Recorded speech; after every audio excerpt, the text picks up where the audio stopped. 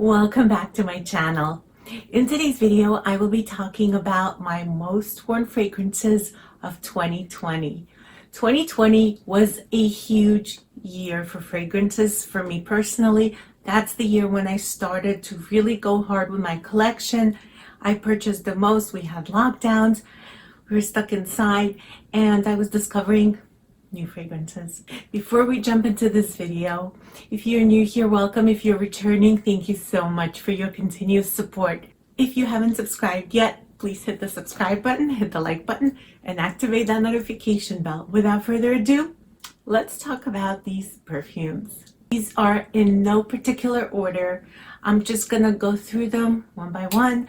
And so this first one I'm going to talk about is Tom Ford Noir Parfum.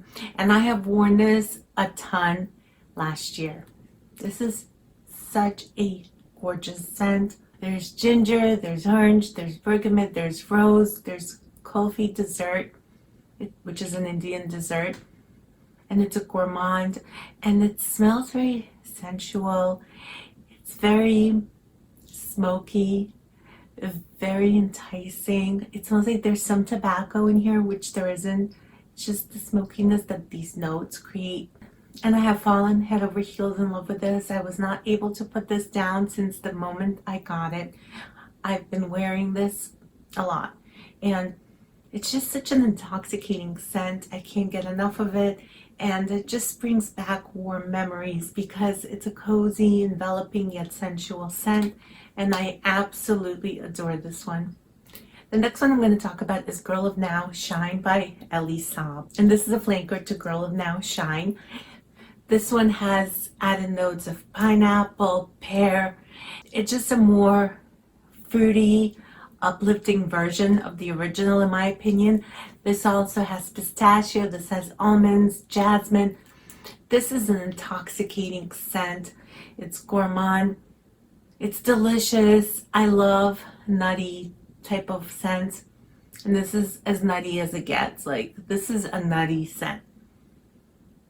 Oh, and I just love this composition. This smells sexy, yet it's not serious. It's a playful type of scent. And it's beautiful. I have been using this a lot since I bought it.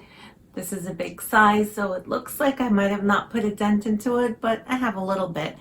But it's just such a beautiful scent. And I've been enjoying this a lot last year. The next fragrance I've been wearing a lot is Gentle Fluididty Gold by Maison Francis Kurkdjian. And this is juniper berries. There's nutmeg, there's coriander, there's ambery woods, vanilla. And it's just a beautiful amber, vanilla, sweet yet spicy. It's very slightly spiced with a coriander, very slightly. Oh, and the juniper berries give it such a beautiful, uplifting vibe, and it's ethereal. It's like a light scent, but not light in the sense that it doesn't wear well and it doesn't have good performance, because the performance is great. It's just a gentle type of scent. It's very feminine, very gentle, and I have been loving this one to bits. The next one on my list is La Belle by Jean-Paul Gaultier. And I have this little beauty here.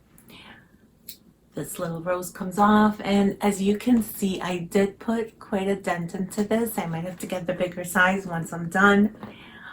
This is a beautiful pear, vetiver, and vanilla scent. It only has those 3 notes that are listed, and it's very linear. It doesn't change through its journey. And I kind of like that about it. There's some cases where I like my fragrances to completely like whoosh, take me on a faraway journey, to faraway places.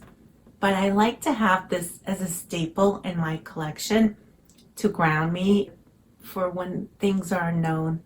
You know that this will be there. It's solid. It's going to stay the way that it started out. It's just a staple. And there was a time where I considered this my signature scent because I have worn it so much. It smells delicious. It's gourmand. It's intoxicating. The vetiver grounds this fragrance and it keeps it from being too cloying. I think it's just perfect. So yeah, this is a really good one. The next fragrance I've been wearing a ton is the Olympia Intense by Paco Rabanne, and this is the Olympia Flanker. This one is more ambery than the original. So basically, this is a salty vanilla fused with amber. This is gourmand. It smells like salted caramel to me.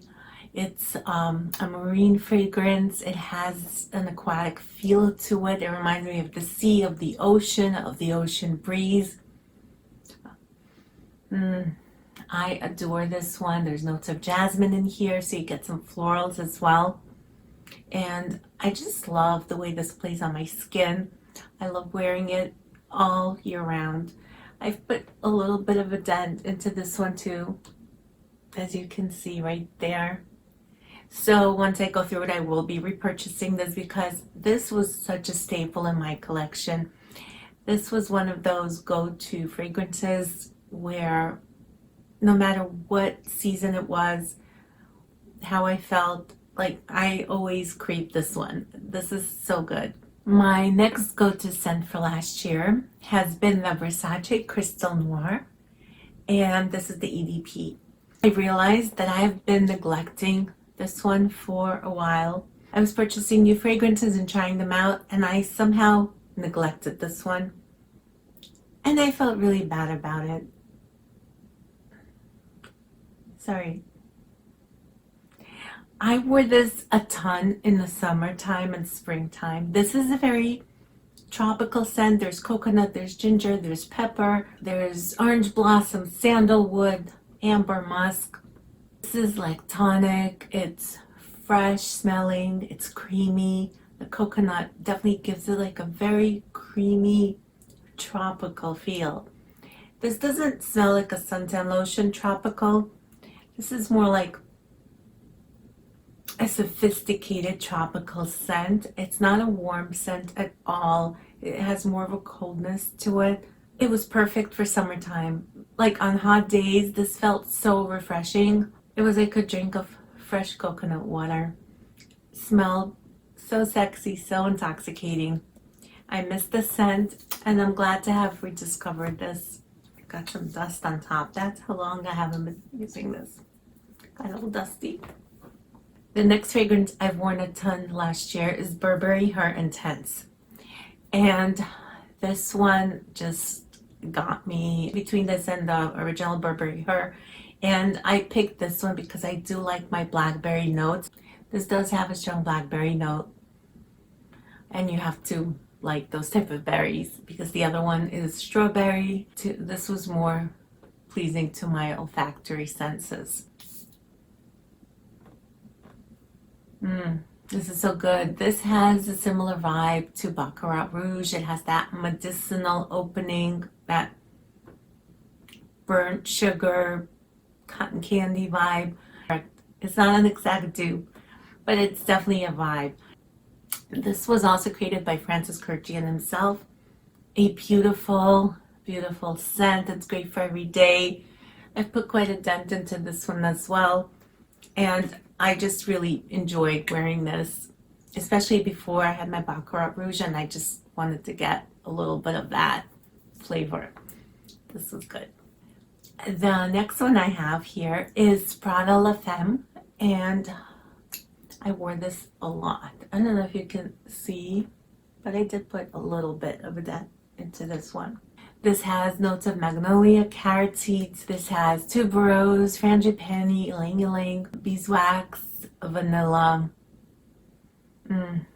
And it's a very soapy, waxy, fresh, out of the shower type of scent. The tuberose here is prominent. So you do have to enjoy your tuberose scents to like this. I love the scent. It's just so clean smelling, and yet it also smells like very boss lady.